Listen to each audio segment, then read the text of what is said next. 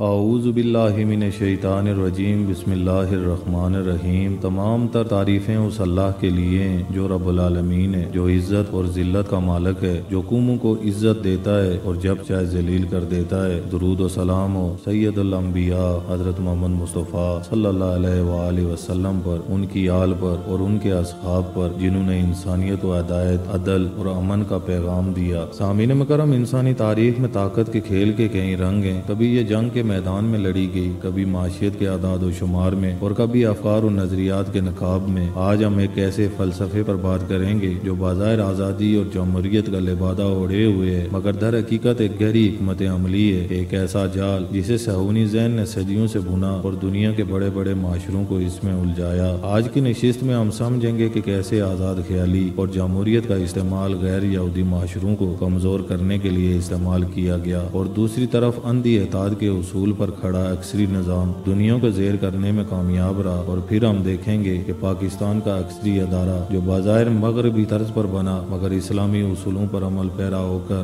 آج ملک کا سب سے کامیاب ادارہ کیوں ہے۔ میں ہوں ساجد کشمیری اور آپ دیکھ رہے ہیں کشمیر ٹی وی 008۔ آئیے اس فکری سفر کا آغاز کرتے ہیں۔ سامعین مکرم، صہیونی پروٹوکول ایک متنازع مگر مشہور دستاویز ہے جس میں مبینہ طور پر امیشل مائر رول شیلڈ جیسے یہودی بینکاروں اور رہنماؤں کے خیالات بیان کیے گئے ہیں۔ ان میں ایک بنیادی نقطہ یہ ہے کہ ہم غیر یہود کو آزاد خیالی اور جمہوریت کا درس دیتے ہیں، انہیں ہر چیز پر سوال اٹھانے کا عادی بناتے ہیں، جبکہ اپنے لوگوں کو اندھی اتحاد کی تعلیم دیتے ہیں۔ یہ فلسفہ اس بات پر مبنی ہے کہ اگر آپ کسی معاشرے کو کمزور کرنا چاہتے ہیں تو اس کے اندر اختلاف رائے کو حد سے زیادہ بڑھا دیں، لوگ اپنی حکومت پر، اپنے اداروں پر، حتیٰ کہ اپنی تہذیب پر بھی سوال اٹھانے لگیں، اور جب کسی قوم کے افراد کا اپنی قیادت پر اعتماد ختم ہو جائے تو وہ قوم دشمن کے لیے آسان شکار بن جاتی ہے۔ سامعین مکرم، آزاد خیالی اور جمہوریت بظاہر انسان کو آزادی دینے کے نظریے ہیں، لیکن تاریخ ہمیں یہ بتاتی ہے کہ انہیں ہمیشہ نیک مقاصد کے لیے استعمال نہیں کیا گیا۔ یورپ میں جب بڑی بڑی حکومتوں کو گرایا گیا تو زیادہ تر انہی نعروں کے ذریعے، جیسے آزادی،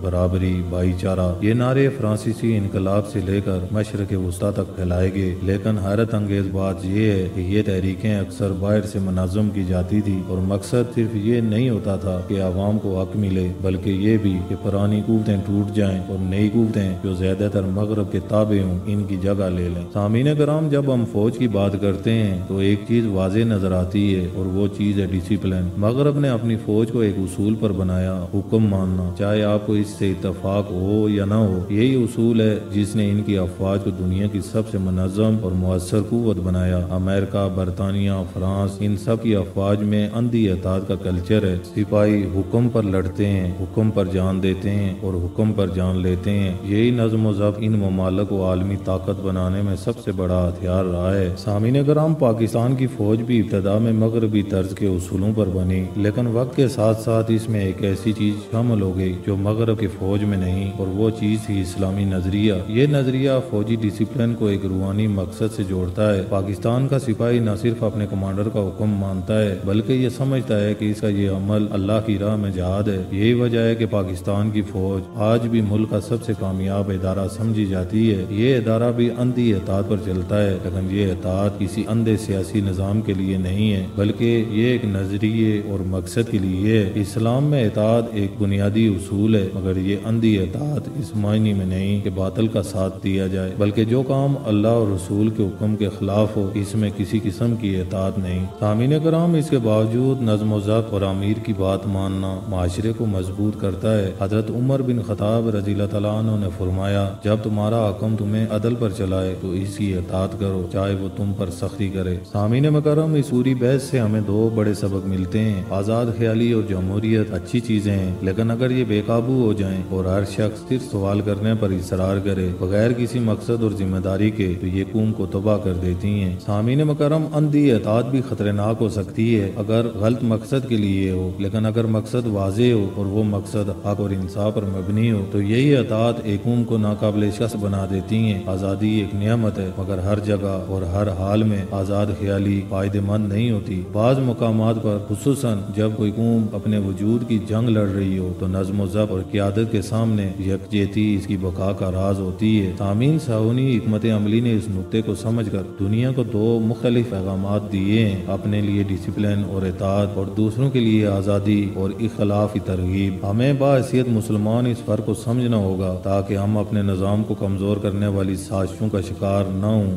حامین مکرم، آج ہم نے دیکھا کہ طاقت صرف ہتھیار سے نہیں آتی بلکہ سوچ، نظم و ضبط اور مقصد سے آتی ہے۔ یہی تین چیزیں کسی قوم کو یا تو دنیا کی قیادت دے سکتی ہیں یا اسے غلام بنا سکتی ہیں۔ اگر ہم چاہتے ہیں کہ ہماری قوم مضبوط ہو، ہمیں ایک طرف بے قابو آزاد خیالی سے بچنا ہوگا اور دوسری طرف نظریاتی ڈسپلن کو اپنانا ہوگا۔ یہی راستہ ہمارے ایمان، ہماری آزادی اور ہماری بقا کی ضمانت ہے۔ دوستو، دنیا کی تاریخ گواہ ہے کہ قوموں کی طاقت ان کے وسائل میں نہیں، ان کی عمارتوں کی بلندی میں نہیں، بلکہ ان کے نظم، اطاعت اور قیادت کی پیروی میں ہے۔ سامعین، جو قوم اپنی قیادت پر اعتماد کرنا چھوڑ دیتی ہے وہ سمندر میں بغیر پتوار کے کشتی کی مانند بھٹکنے لگتی ہے۔ آزادی اور سوال اٹھانا ایک خوبصورت چیز ہے، مگر جب یہ آزادی صرف انکار اور بغاوت میں بدل جائے تو یہ انسان کو روشنی سے اندھیرے میں دھکیل دیتی ہے۔ جس طرح جسم میں دماغ کے حکم کو باقی اعضاء بغیر بحث کے مانتے ہیں، اسی طرح ایک مضبوط ادارہ اور ایک مضبوط قوم بھی اس وقت پروان چڑھتی ہے جب اس کے افراد نظم و ضبط اور مشترکہ مقصد کو اپنی انا پر ترجیح دیتے ہیں۔ یاد رکھیں، اندھی اطاعت اگر باطل کے لیے ہو تو تباہی ہے، لیکن اگر یہ حق اور عدل اور اللہ کے دین کے لیے ہو تو یہ کامیابی کا سب سے بڑا راز ہے۔ ہمیں فیصلہ کرنا ہوگا کہ ہم اپنی آزادی کو تباہی کا ہتھیار بناتے ہیں یا اسے تعمیر کا زینہ، کیونکہ تاریخ کبھی نہیں بھولتی اور کل کا مورخ ہمارے آج کے فیصلوں سے پہچانے گا۔ میں ہوں ساجد کشمیری اور آپ دیکھ رہے تھے کشمیر ٹی وی 008۔ اگر آپ چاہتے ہیں کہ یہ پیغام زیادہ سے زیادہ لوگوں تک پہنچے تو اس ویڈیو کو شیئر کریں اور چینل کو سبسکرائب کر کے ہمارے اس فکری سفر کا حصہ بن جائیں۔ یاد رکھیں، علم روشنی ہے اور روشنی بانٹنے سے کم نہیں ہوتی، بڑھتی ہے۔ اللہ ہم سب کو حق پہچاننے اور اس پر ڈٹے رہنے کی توفیق عطا فرمائے۔ وآخر دعوانا ان الحمد للہ رب العالمین۔